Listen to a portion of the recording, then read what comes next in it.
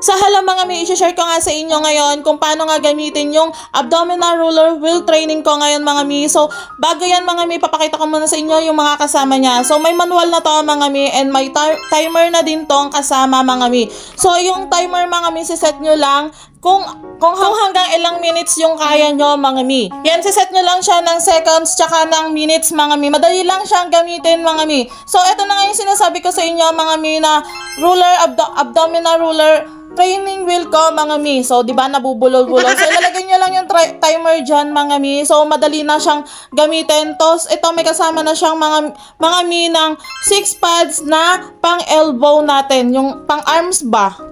Tapos ito naman yung mga gulong niya mga mi. 4 wheels na siya mga mi. Kaya nga tinawag na abdominal 4 wheels mga mi. Hindi na naman nagtitink. Char. Ito yung kasama niyang knee pad mga mi. So hindi na masasaktan yung mga tuhod nyo. So sobrang excited kasi ni Josawa mga mi. So siya na nagkabit ng mga pads niya mga mi. Yung 6 pads niya mga mi. So ipapakita ko naman sa inyo ngayon mga mi kung paano siya gamitin.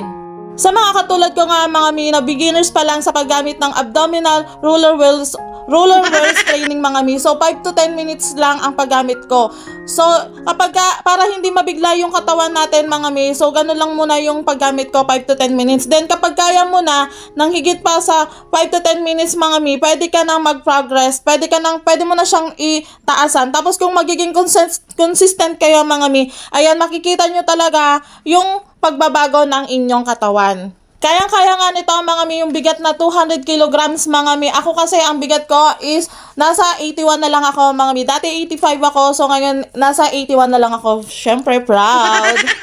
So madali nga lang siyang gamitin talaga mga mi. So magaan lang din siya gamitin mga mi. So kung gusto nyo, kung bet nyo rin to mga mi, ilalagay ko yung link sa comment section.